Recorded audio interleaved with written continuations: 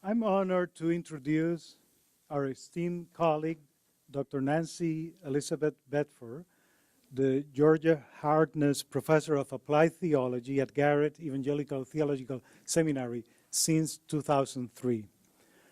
Dr. Bedford is a constructive feminist and Anabaptist Latin American and Latina theologian, well known in the academy and ecumenical networks in the Americas, Europe, and other parts of the world.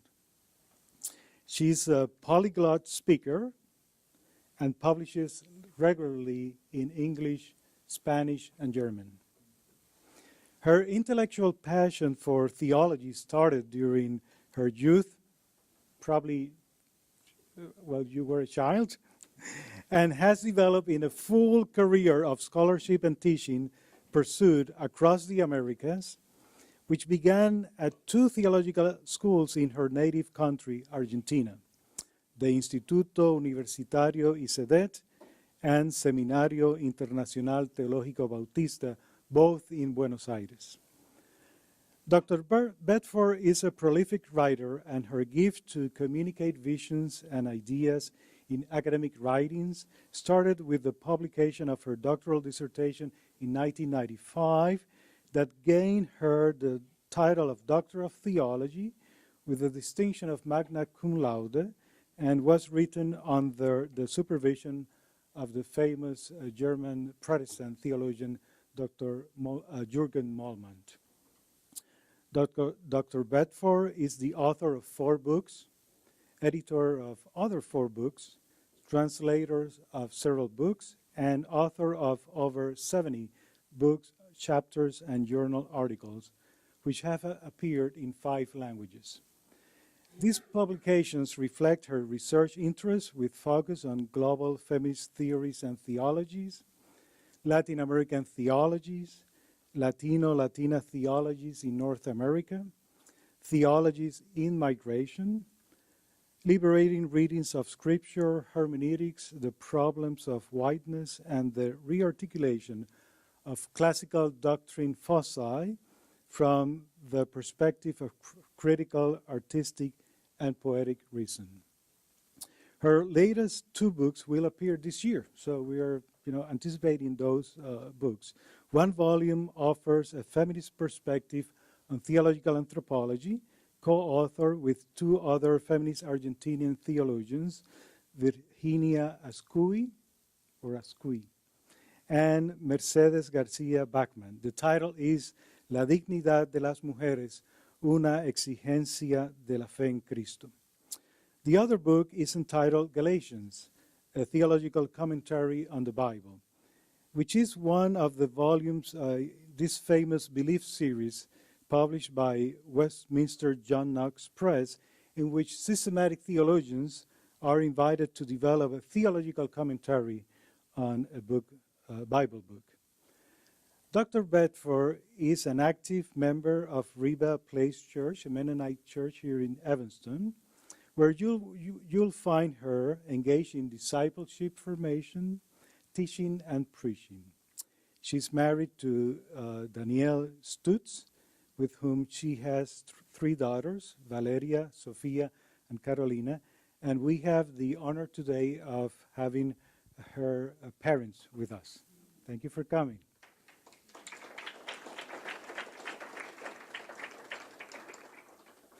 I've come to know Nancy a little bit more during my 2 last years of service at Garrett. I can describe her as a creative and constructive theologian who writes and teaches with passion and imagination, and surprises you with intuition, twists, and interpretation of the old and the new in ways that are provoking, refreshing, and prophetic. I have discovered Nancy as a person of deep curiosity, integrity, compassion, a good sense of humor, and a serious commitment to enact in her daily practices, even when we fail, the prayer that aspires and demands for God's will to be done on earth as it is in heaven. I'm sure that this aspiration for justice, mercy, solidarity, liberation, and peace will transpire in her sabbatical lecture, The Grandmotherly God, Theological Reflections on the Abuelas de Plaza de Mayo and their search for their missing grandchildren. Please join me in acknowledging Dr. Nancy Bedford. Gracias, Luis. Muy lindo. Hello. Can you believe a PowerPoint? I'm trying. Thank you, Luis, for that very nice introduction. I wondered who he was talking about.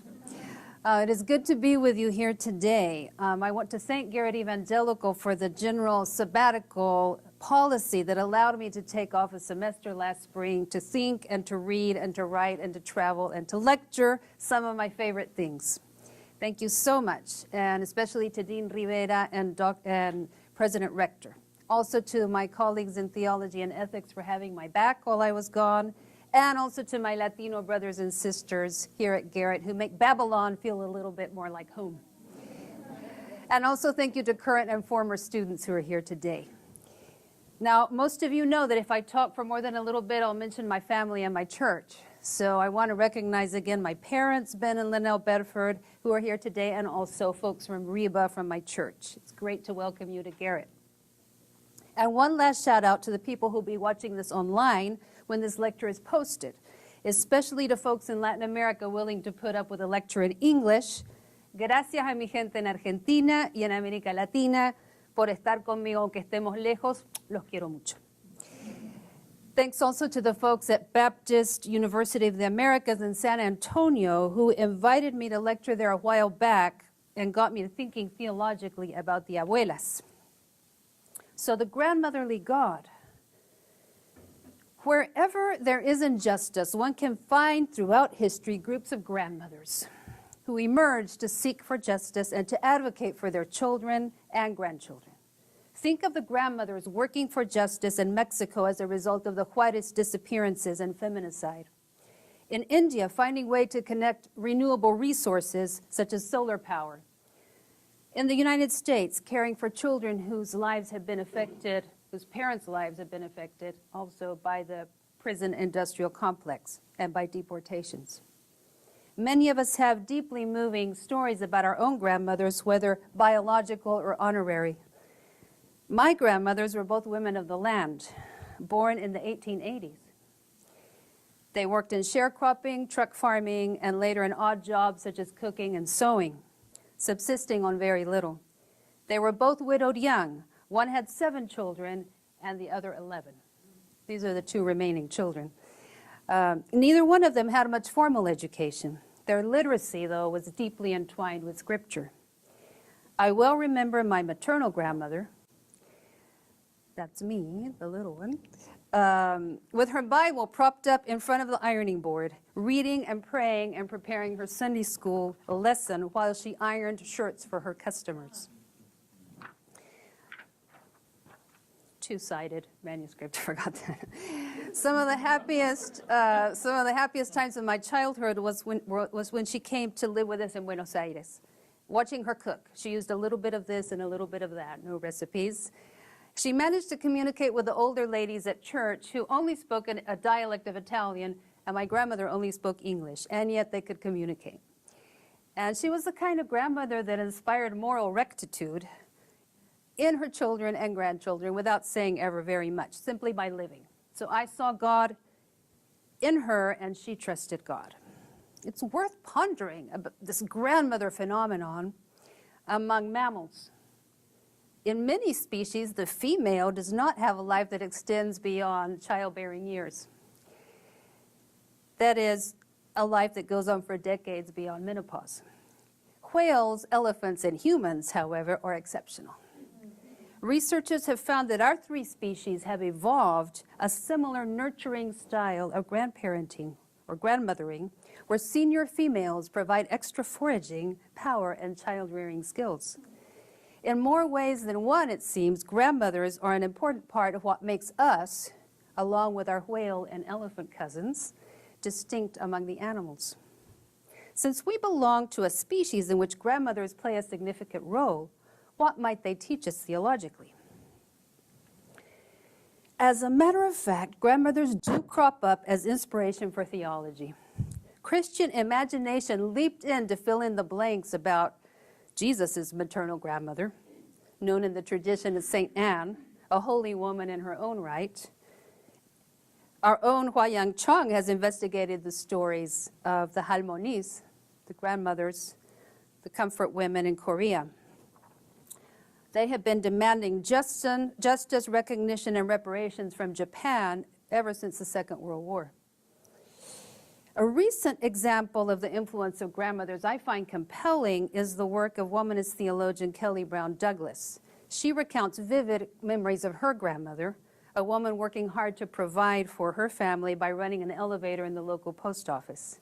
It is in part this memory of the faith of her grandmother that pushed Brown Douglas to explore what faith in Christ might mean for black women in a racist society, in a white racist society. So she came to write her book, The Black Christ. And she says, "It is in the face of my grandmother as she struggled to sustain herself and her family that I can truly see Christ." Remembering our grandmothers, whether or not they were women of faith, often seems to prod us to think theologically in new ways. Now, the story of the Abuelas de Plaza de Mayo, the grandmothers who simply never gave up looking for the children of the disappeared in Argentina, is especially moving. Almost exactly 40 years ago, that's why I chose this topic. It was March 1976. So I couldn't resist. Actually, this is not my main topic of, I have to confess, of research in my sabbatical at all. It's just a topic that I wanted to talk about in May of 2016. March, I mean. But almost exactly 40 years ago, there was a military coup in Argentina. At the time, I was in my second year of secondary school in a public school in Argentina, something like 9th grade here in the States. I was a little younger than my twin daughters are now. It was the beginning of a period of state-sponsored terrorism that led to the disappearance of 30,000 civilians, among them at least 500 pregnant women. The Abuelas de Plaza de Mayo organized in order to search for the babies born in captivity, who were often handed over to military sympathizers. So they'd wait till the babies were born, and then they would kill the mothers and hand over the babies. They harvested the babies, basically. These abuelas knocked on doors and began to march around the Plaza de Mayo, the central square in Buenos Aires. You have the cathedral on one side and the Pink House, which would be like the White House here, on the other side. The grandmothers, now mostly in their 90s, continue to look for these missing children, grandchildren, even today with a measure of success. People mostly praise them now, but back then they were labeled crazy and dangerous. They were threatened and sometimes killed for looking for the children, but they persisted. So what can hard-headed, persistent women such as the abuelas teach us about God and about humanity? I'd like to start by pondering the words of an abuelo, poet Juan Gelman. There have not been as many abuelos involved in this search as abuelas, but there have been some, so I want to honor them as well. His son, Marcelo, age 20, disappeared alongside his wife, who was 19 and pregnant, seven months pregnant. Marcelo and Claudia were both killed. Claudia's body was never found, but Gelman had confirmation that the baby was born at some point in October 1976. Almost 20 years later, Gelman wrote an open letter to his grandchild. Now you are almost as old as your parents were when they were killed, and soon you'll be older than they. They will always be 20 years old. They had many dreams for you and a better world for you, for a better world for you. I would love to talk to you about them and for you to tell me about you, to recognize my son in you and for you to recognize in me what I have of him. We've both been orphaned by his absence. To somehow repair the brutal terror and the silence that the military dictatorship perpetrated on the fiber of our family. To give you your history. Claudia and Marcelo's dreams have not yet been fulfilled, except for you, who were born, though no one knows where you are or with whom. Maybe you have the green-gray eyes of my son or the light brown eyes of his wife, who had a very special, tender, mischievous sparkle. Who knows what you are like if you are a boy? Who knows what you are like if you are a girl? Maybe you can come out of that mystery and enter into another, that of meeting a grandfather who was waiting for you. Juan Gelman died January 14, 2014. He had written many wonderful poems and won the Cervantes Prize. That's the most prestigious literary prize in Spanish. He was beloved and lauded as a person and a writer. Yet perhaps most importantly for him, in 2000, when she was 23, he finally found his granddaughter Macarena living in Uruguay. She's since changed her last names to Gelman Garcia, those of her biological parents. She became a human rights activist and ran for a seat in the Uruguayan Congress. And she does have sparkly eyes that can look either brown or green, depending on the day. A few short months after Juan Gelman died came a day of rejoicing for many Argentines at home and throughout the world. On August 5, 2014, Estela de Carlotto, current leader of the Abuelas, announced that her long-lost grandson had been found after 36 years. He was the 114th grandchild to be recovered by the Abuelas. And Ignacio's not the last grandchild to be found. As recently as last December 1st, 2015, it was announced that another grandchild had been found, making the total number 119 for the time being. Another recent find was the granddaughter of the Abuela fondly known as La Abuela Licha, the first president of the Abuelas. The group of the Abuelas had formed around her dining table. 2 of her 5 children and 2 of her sons-in-law were disappeared by the dictatorship. Her daughter Elena was 5 months pregnant when she was made to disappear, and Licha later received an anonymous phone call saying the child, a girl, had been born and that the mother had named her Ana Libertad. Licha died in 2008 without ever having found her grandchild, though she never gave up on the search. And Ana Libertad was found in the end. The story continues. Meanwhile, the Abuelas and other family members are leaving a legacy of archives and testimonies for the grandchildren so that they can find these stories if the Abuelas go on ahead and die. They can't live too many more years. I was figuring out how old they would have been when the dictatorship happened 40 years ago and how old they would have to be now. So the story of the Abuelas is moving at many levels, and I got through the Juan Gelman thing without crying, which was good. But today I'd like to do something a bit unusual, which is to read their story theologically. What might a person of faith discover about God and about human beings in pondering their story? What light does the trajectory of the Abuelas shed on a faith-seeking understanding? And I'm defining Christian theology here not as an exercise for a few experts, but as a wider endeavor carried out by people engaged actively in the way of Jesus, or who at least are intrigued at some level by the way of Jesus. Theology in this sense means figuring out the concrete implications of that faith for this time and place, in dialogue with other people past and present.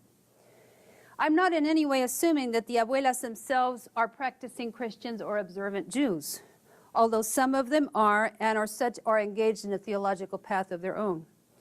Others find no comfort in a God who, as they see it, allows such suffering in the world. This is not a hagiography, if that's how you pronounce that word, a kind of biography of the saints. Instead, I'd like to focus our attention on what they are about as a group of persistent women, what they can help us understand about the world and about God when we think of their story from our perspective of faith. And I'd like to share 3 related topics with you upon which I think the Abuelas shed light theologically. 1, the problem of ungrievability. 2, the right to identity. And 3, the insistence of God. So the problem of ungrievability. One of the objectives of the South Cone military dictatorships in the 1970s, it wasn't just Argentina, it was all the neighboring countries. So you couldn't escape across the river because they'd get you there. You couldn't escape across the mountains because they'd get you there. And that plan was called the Plan Condor, and it was developed with the help of our friendly U.S. military here. So one of the objectives was to make disappear a transitive verb, to disappear someone, and to banish so-called subversive or undesirable persons and groups from societal existence. Sound familiar? While scaring the rest of society into acquiescence. Their bodies were not to be found, examined, mourned over, or buried. The burial sites were not to become places of remembrance, resistance, and ritual. This repressive techniques inspires a great deal of confusion and fear in those left behind. Are the disappeared still alive? Did they run away? Are they in hiding? Will I also disappear if I ask too many questions? This cruel technique continues to be used even in so-called democracies today. Currently, Mexico continues to be in an uproar because of the disappearance on September 26, 2014 of 43 young men in Iguala, in the state of Guerrero, about 80 miles southwest of Mexico City. They were students at a teacher preparatory school called Normal Rural de Ayotzinapa, located in Tixtla, which traditionally has been linked to left-leaning politics and an ethos of protest. They were last seen being picked up by the police, who as thought handed them over to representatives of the drug cartel Guerreros Unidos for their execution. As a result of the search for the missing students, a mass grave of 28 bodies was found in the area, yet none of those bodies belonged to the Ayotzinapa students. The government later claimed the bodies were incinerated and the remains thrown in the San Juan River. The family, supported by Argentine forensic anthropologists, because Argentines are really good at forensic anthropology, you can guess why, right? Trying to find the remains of what happened in the last dictatorship. They dispute this. The family disputes this. All of this is a stark reminder that over 25,000 people have disappeared in Mexico since 2006, last 10 years. Some of them crossing the border, trying to cross the border, others killed by gangs, cartels, military, paramilitary, and police, sometimes working in tandem. Since their disappearance, a slogan has been making the rounds on social media in Latin America. Ayotzinapa somos todos y todas. We are all Ayotzinapa. In other words, this has happened, it is happening, and unless we take a stand, it will continue to happen. We stand with the disappeared of Ayotzinapa as we stand with the disappeared in all countries. As the Human Rights Report on the disappeared in Mexico since 2006 documents, the psychological and emotional impact of those left behind, on those left behind, especially relatives, is devastating. They do not feel they can get on with their lives until they know what has happened to their loved ones. They're convinced that unless they constantly pressure the authorities, nothing will be done. The loved ones of the disappeared are exposed to a cruel brand of psychological torture where they don't know whether to grieve the death of the disappeared or to hope for their survival, or both. To this, we must add yet another dimension. As Judith Butler has pointed out, in any given society, certain bodies are coded as other and are not considered worthy of attention and remembrance by normative, right, people. In the United States, those bodies are most often coded as black and brown. Many of those bodies are destroyed, killed with impunity. Thousands of young black and brown men, and increasingly women as well, are interned in the privatized prison industrial complex or deported. Yet that reality, as well as their loss of civil rights when they do get out of prison, is rarely at the center of national discussion, much less national outrage. With over 2.3 million people incarcerated, the United States leads the world by far in the number of people it holds behind bars, both as a percentage of its population and as a raw number. Of those incarcerated, 60% are Latinos and Latinas and African Americans. Likewise, many civilians abroad have lost their lives as a result of U.S. drone strikes, but their names and stories are largely unknown. Whereas the names and stories of the survivors of other tragedies, for example, the mostly Dutch victims of Malaysia Flight 17 shot down over Ukraine, are read aloud, recognized, and remembered. Thus, as Butler says, certain forms of grief become nationally recognized and amplified, whereas other losses become unthinkable and ungrievable. The lack of understanding of many members of the dominant group of this society in the face of the Black Lives Matter movements is an illustration of the pushback against grieving boldly and publicly for those deemed ungrievable by the spoken and unspoken canons of this society, this racist society. So the insistence of the abuelas on remembering, searching, finding, hoping has a profoundly counter-hegemonic and I would argue theological dimension. It questions the erasure of undesirable bodies, living or dead, and of those made ungrievable by social blindness or disdain. Their search reminds society that the fruit of the womb of silenced bodies is also grievable and must be made visible. Indeed, the search for the kidnapped children of the disappeared makes both them and their parents visible in new ways. God also searches for God's children. For God, there are no undesirable or ungrievable human beings. Like the shepherd searching for the missing sheep or the woman searching for the missing coin, God is determined to seek out all of God's beloved creatures, beginning first of all with the most vulnerable, those whom the powers and principalities want to erase and disappear.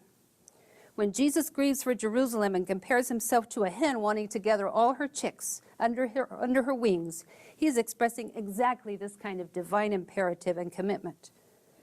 For the God who promises ultimately to wipe away all tears, there are no disposable or ungrievable human beings. Secondly, the right to identity. Not only should people be visible and grievable, they deserve to know where they came from, the story of their family, in order to wrestle with matters of identity with full knowledge of their personal and national history. So as a result of the work of the grandmothers, something called the right to identity was codified in United Nations treaties and the United Nations Convention on the Right of the Child. And this right to identity makes sense particularly when seen in the wider context of colonialism and neocolonialism in the Americas and in other colonized spaces. I'm not talking about a trivialization of so-called identity politics here. I'm pointing to the reality of the children of the disappeared, but also to the treatment of indigenous peoples whose children were pulled away from their families of origin in order to be sent to boarding schools or otherwise re-educated in the name of a violent logic of erasure of their otherness. And all such gestures are supposedly for the good of the children, right, and the good of the society. Yet in reality, they impose a certain logic of power on a given subaltern population in order to control it. The consequences of such actions are profound, both for individual lives and for the wider society. So in Argentina, one of the things that happened as a result of the disappearances was a crisis in the social fabric that affected all of us, but in particular the relatives the closest to the disappeared. What Hellman talks about in the letter I quoted earlier when he writes his grandchild about the brutal terror and the silence that the military dictatorship perpetrated on the fiber of our society, of our family. Gabriel Gatti describes the situation as a catastrophe in the sense that it entailed a permanent confusion of the mechanisms of social construction of meaning and subjectivity. He argues, however, that in the face of that catastrophe, the abuelas were able to develop strategies of regeneration to restore meaning and shore up subjectivities. Now, this search for identity can be problematic because it is so tied to this DNA matching to try to find the families. And I don't have time to go into that whole subtle critique, right, of this biological imperative that sometimes is overdone. That's one of the critiques I would have of the abuelas. But there's another level that I think is worth rescuing, which is the level of agency that the abuelas want to underline. The agency of these children, now grown up, in the construction of identity and personhood. In other words, they think their grandchildren have the right to know where they came from, their biological family, and they have the right to know the truth about their country in order to construct a subjectivity that takes truth into account. An interesting story of one of the disappeared, one of the grandchildren, illustrates this. There was a man, there was a woman called Victoria Donda. Her own uncle was a high official at the ESMA, that's one of the concentration camps. And he had his brother and the brother's wife disappeared and made the plans for the appropriation of this baby. So he was complicit in the disappearance and torture of his own brother and sister-in-law. He did not respond to his brother's explicit request for help. And so one sees one's biological family's actions are not always stellar, right? No guarantees. On the other hand, she holds that it was very important for her to know the truth about her family. She says, in order to be happy, you need to know who you are. So the good and the bad. So biology is not destiny, but biological ties are part of a person's family history. And this is a history that the military dictatorship tried to erase. They were trying to save these babies by taking them away from the evil commies and giving them over to military families. Now, theologically speaking, this idea of being, the abuelas talk about readoption into the family of origin. Theologically speaking, this idea of readoption into family of origin and being given greater agency for the construction of subjectivity on the basis of truth rather than lies or half-truths sheds particular light on what the Apostle Paul describes in Galatians 4:4-7 as God's invitation to be adopted as God's children, siblings of Jesus, gifted by the Holy Spirit. In the scriptural narrative, God functions as a parental figure whose connection to us has been estranged and marred by violence, yet who desires to reconnect with us and welcome us into God's familial community. God does not desire to erase our histories, even when they're painful, or to infantilize us. Those words are easier to write than to say, infantilize. But God rather desires to allow us to enjoy the glorious freedom of the children of God and to experience truth and justice in our relationships. In Galatians 4:5, Paul posits that Christ came into the world in order to liberate us and that we might be adopted into God's family. And Paul uses two images, an economic and a social one, redemption, and a familial and legal one, adoption. God rescues us from slavery and establishes us as full-fledged, legally recognized children with all the rights and privileges corresponding to a filial relationship. So the connection between liberation from slavery and adoption, or in the case of the abuelas, readoption, is crucial. The members of the military regime masqueraded as righteous crusaders who brought Argentina freedom from what they called subversives and terrorists, taking away the babies born to their prisoners in order to give them away, supposedly, to save them from their evil families of origin. They provided a distorted soteriology based on torture, violence, and misappropriation. The abuelas also engage in a kind of soteriological movement by which they try to liberate their missing grandchildren from the chains of ignorance about their family history and offer to readopt them into their wider biological family from which they were stolen. However, the abuelas explicitly do not force grandchildren, to meet with them to get their DNA tested, or much less to even make their names public. Not everybody wants to be out there. The grandchildren come forward if and when they are ready. It is therefore the approach of the abuelas, despite the secular nature of the organization, and not that of the military regime, despite its high profession of the Christian faith and its pretensions of defending the church against evil. That's what they thought they were doing. That is quite analogous to the soteriological dynamic described by Paul, for whom we, as the beloved creation of God, have a right to identity as God's children. So third, the insistence of God. The questions of grievability and of the search for identity are in a sense corollaries of the most salient characteristic of the abuelas, their insistence, which seems to me to be at the heart of the work and the actions of the abuelas. They simply do not give up. This too sheds light on theology.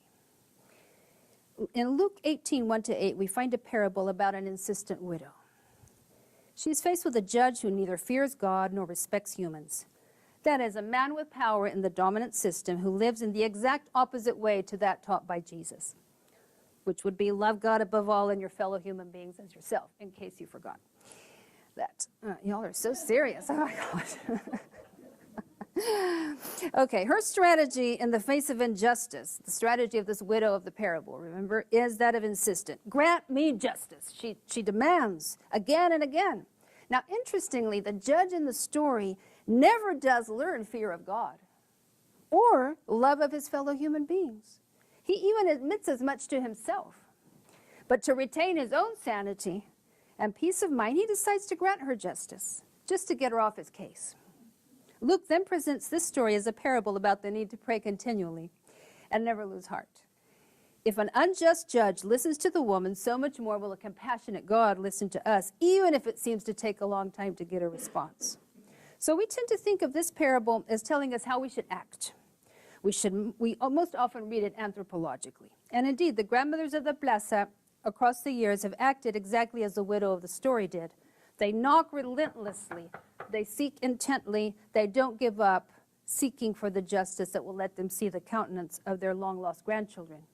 Here's another one of the abuelas, Nelly Vujovic de Tauro, whose daughter Graciela was made to disappear along with her husband, her daughter's husband, Jorge Daniel Rochiste, on May 15, 1977. Her daughter was 4.5 months pregnant. Nelly was later able to ascertain that her grandchild, a boy, had been born in captivity. Nelly thought at first that it was impossible to even survive the sorrow of these experiences. But as she put it, she turned her pain into strength and hope. And she went out to search for her family. Every 2 weeks, she would travel the 600 kilometers from Bahía Blanca to Buenos Aires to look for information. She knocked on the doors of embassies, government ministries, and the military. She never gave up. She worked alongside the other abuelas. And eventually, after taking her case all the way to the Supreme Court in 2010, she found her grandson, Ezequiel. She died very recently, January 25th of this year. Like Nelly and the other abuelas, the widow of Luke's parable is not content with her role as a powerless victim. Even though the social, political, and gender conditions of the time are not on her side, she decides to persist in the patient, everyday work of resistance that insists on justice being done. Eventually, she succeeds not because the judge changes his worldview, but because she wears him down. Out of self-interest, he decides it's easier to grant her request than to continue to listen to her. Likewise, the abuelas have insisted from the beginning, in the face of a very problematic and biased justice system, that their concerns should be heard. They provide a living parable, not of one insistent widow, but of many insistent women, whose power is multiplied in solidarity and mutual support.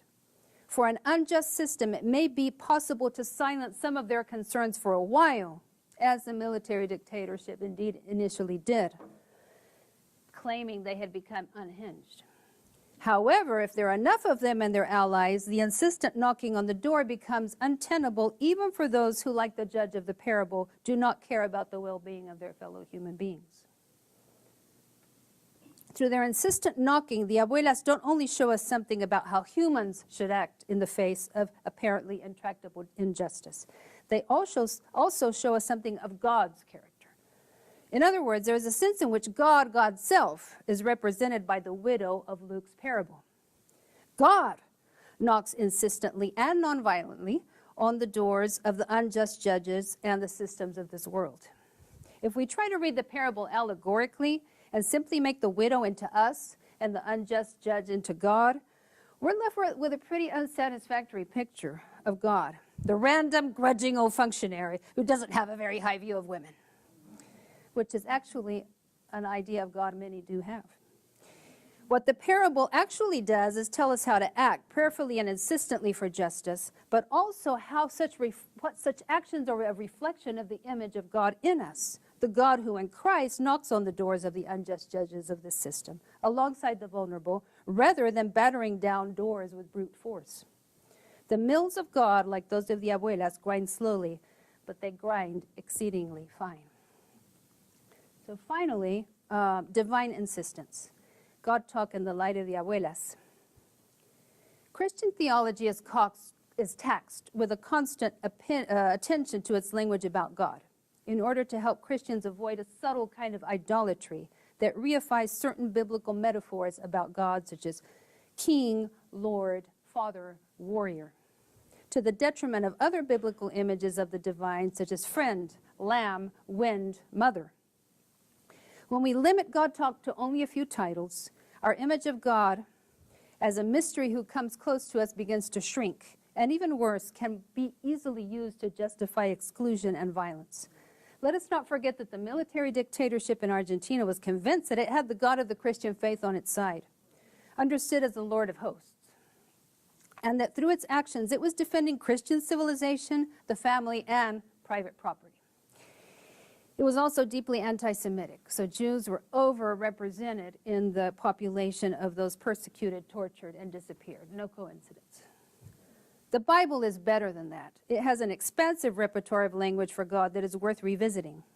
And that language is not just a listing of various metaphors, but it's also embedded in the narrative structures of the Bible, as in the case of the parables, where the nature of God and God's reign is never defined, but rather hinted at from different angles. So whenever we speak about God, we should remember that God is and is not like the images we are using. And we enter into the paradox of speaking both very confidently, as I am doing now, and humbly about God. God comes close to us in many ways, and very particularly in Christ, that we might know God's character to be just and merciful, and to be called to participate in God's renewal and greening of all things. And yet, even as God comes close to us, God remains a mystery, beyond our grasp, in a way that never allows us to possess God, reify God, or deploy God to our own ends. So in thinking about how the role of grandmothers can shed unexpected light on our understanding of God, it is not necessarily to idealize grandmothers, and that's not what this is about. They're fragile, fallible human beings, not angels of perfection. When they have to raise their grandchildren because their children are absent or unable to do so, it is not easy for them or their children. Perhaps this is nowhere more visible than parts of sub-Saharan Africa, where grandmothers have been left to raise many orphaned children because of the HIV/AIDS pandemic. The consequences on their finances, their health, and often their psychological well-being is profound. So their grandmotherly work deserves not just to be admired from afar, but also to be supported by a healthy community. The same goes for grandmothers struggling to provide for their grandchildren and raise them closer to home. Elijah Anderson reminds us of the resilience of Black inner-city grandmothers, but he says also that they feel tired and demoralized by the negative social forces tearing at their communities.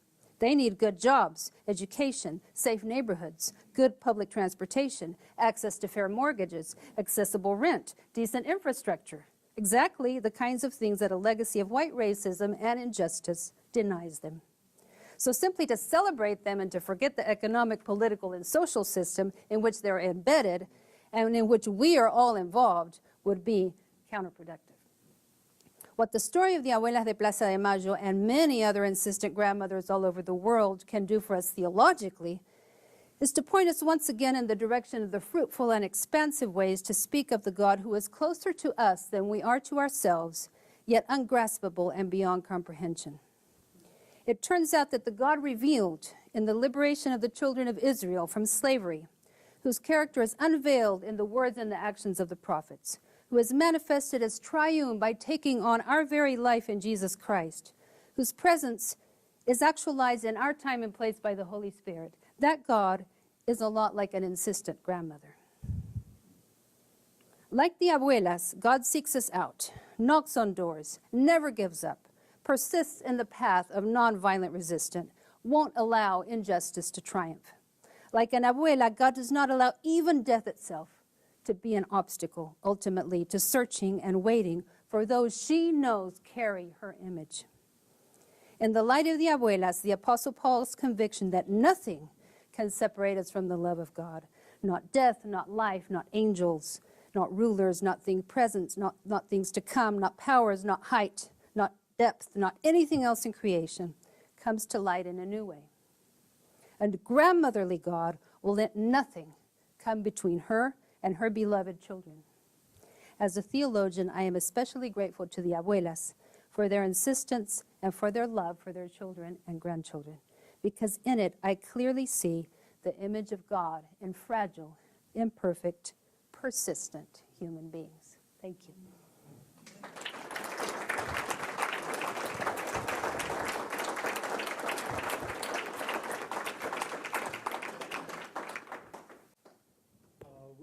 few minutes if you would like to engage in dialogue with Dr. Bedford, questions or connections that you may have in light of what she said.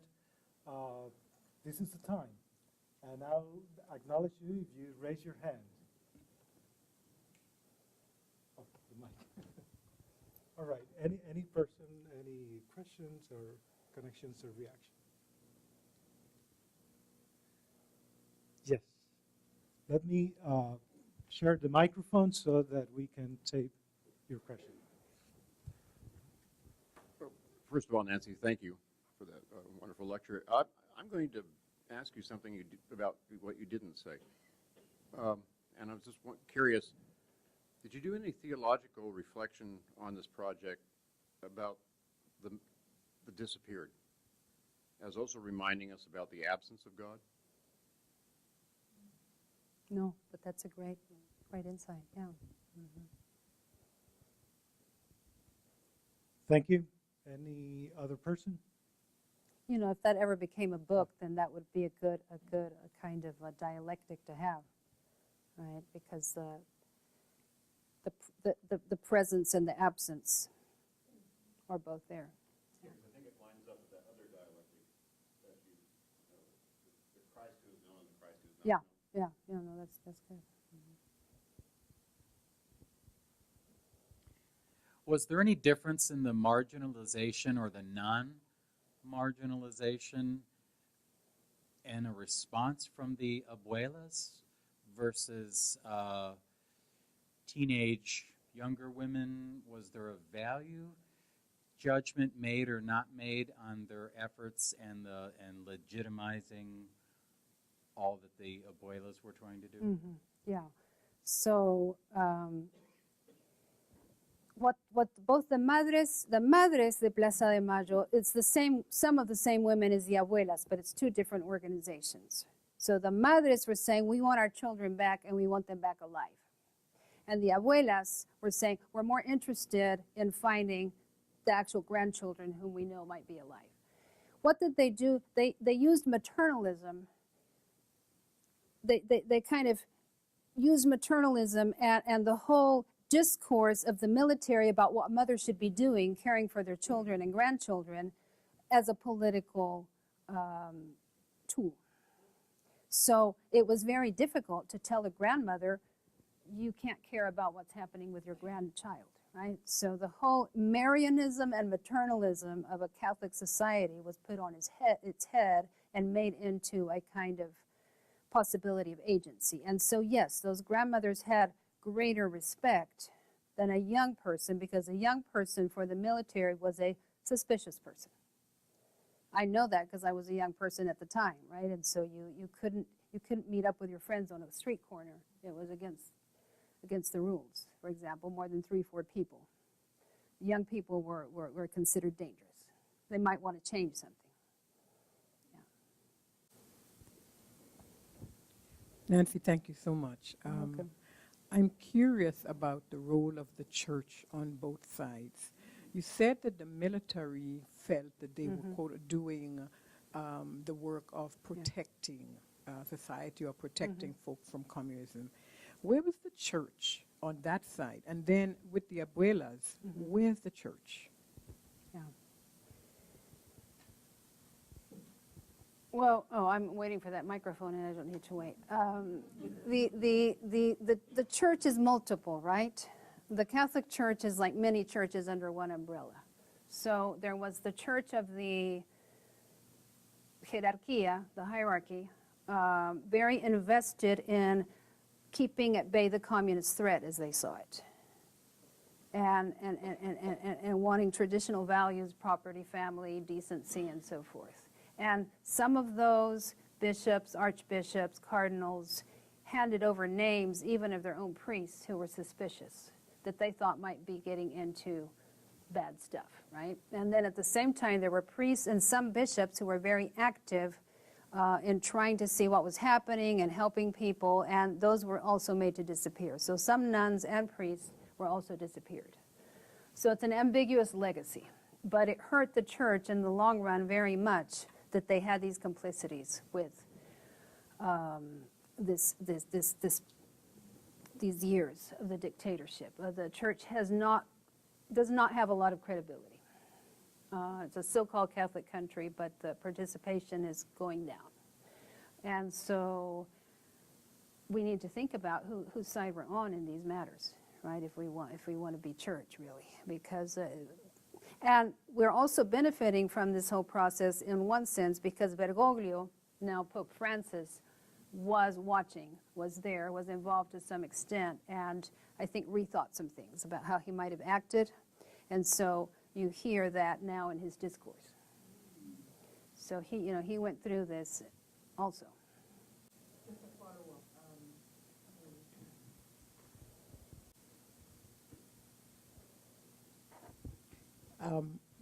My love for liturgy.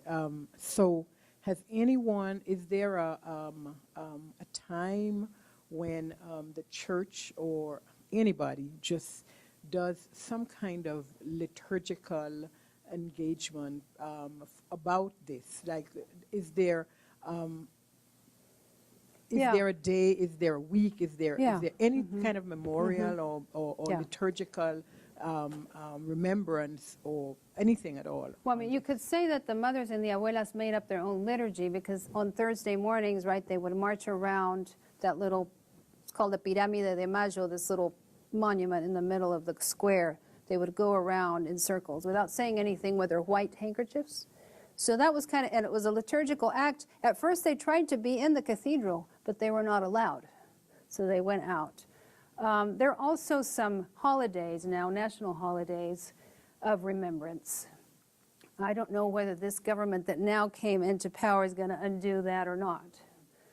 The energies of the abuelas and the madres have gone into education, especially into popular education. And they have some projects along those lines. Even the Protestants, many of the Protestants and the evangelicals, which is synonymous in Spanish, were afraid that they would be considered not Argentine enough, because there's something foreign about not being Catholic. So during the dictatorship, a lot of them made a big show of, we support the government, and we're going to put the flag up, and we're going to, we're not going to be doing anything that would allow us to be accused of anything. We're not political. So by being apolitical, they were political. Some of the Methodists were very active, however, in the movement for human rights. And one of the professors that he said where I used to teach was made to disappear. And they also got into the library and destroyed some things there as well, because those were symbols of another kind of knowing. There was a lot of book burning in those days. And it's scary to hear some discourses in this country, frankly, about torture, extraordinary rendition, persecution of certain religious folks. It's a little bit frightening. In a way, the things that happen in Latin America always come back to haunt North America, right? And so we be careful. Yeah. We have 3 more questions here first. You mentioned this Ayotzinapa Somos Todos being kind of like a social media type thing, and I was thinking of this stark, not surprising, but stark juxtaposition with the response to the terror attacks in Paris, where Facebook allowed you to change your profile picture to have a translucent Paris flag or French flag on your profile picture, and this idea of ungrievability. And so, where do you see the social media? How does it help or hinder the creation of spaces to grieve openly, and is it a help or is it a hindrance? Yeah. Well, I'm on a Facebook fast right now because it's Lent, right? But I did make the exception of reposting the Garrett thing about this lecture, and I was startled to see the amount of response that generated, right? In Latin Americans, mostly. So these issues are talked about through social media, and that can be important. But the actual medium itself is set up in a way to privilege whiteness, certain people as more valuable and so forth. So you have to, push against that and subvert things, right, in order to use them. But I'm no expert on those matters. I'm sure anybody that knows me is surprised I even did a PowerPoint, so, as you should be. But I wanted you to see some pictures. My anecdote, you probably know it much better than I do, but it links back with what you were talking about just a little bit before. Ernst Käsemann, a student of Rudolf Bultmann, a very influential New Testament scholar of the 40s, 50s, and 60s, had a daughter named Elizabeth, who went to Argentina during this period of the dictatorship to be in solidarity with and work with, I guess, with church groups there that she was connected with, and was disappeared. And he was very, very angry and became estranged from his Lutheran Evangelische Kirche because he couldn't get any kind of movement, from the hierarchy, from the bishops or anything, in terms of finding out what happened to her. And I don't think anything was ever learned about what happened Well, to her. yeah, no, it was. And that does illustrate the grievability issue, right? But because she was German, Moltmann happened to be giving some lectures at ICEDET at that time when it came to be known that she was disappeared. So he was able to talk to the embassy, and they were able to, the German embassy, they were able to pressure, and they did recover the body of Elisabeth Käsemann. And I was able to talk to Herr Käsemann about it because he was still alive when I was a doctoral student, and it was, a life-changing experience for him, obviously. He was a great guy. So you see how privilege functions even in the midst of a tragedy. It was horrible, but he got the body back because he was German. And the Germans could pressure the military. And I will say Jimmy Carter did do some pressuring because of his human rights agenda later when he came into power that did have some influence. But he had got a lot of pushback from the CIA and others simultaneously. So there was a kind of a divided front here in the States. But when that happened, it was a positive pressure on the military. We have time for the last question, Dr. Holliman.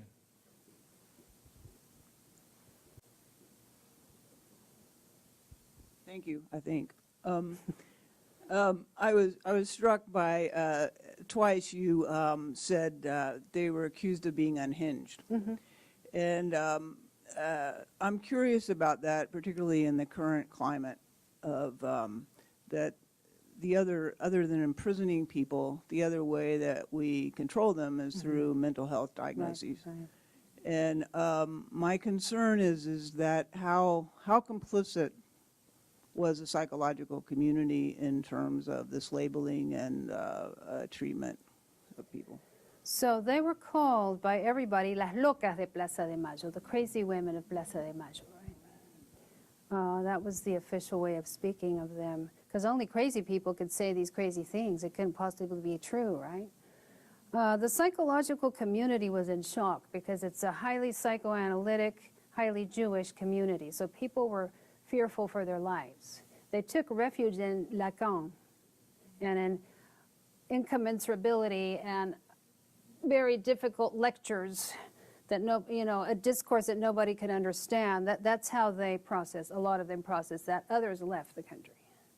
So the whole, we call them psychobolches, kind of psychological Bolshevists. It's together, the left, the kind of Marxism with Freud.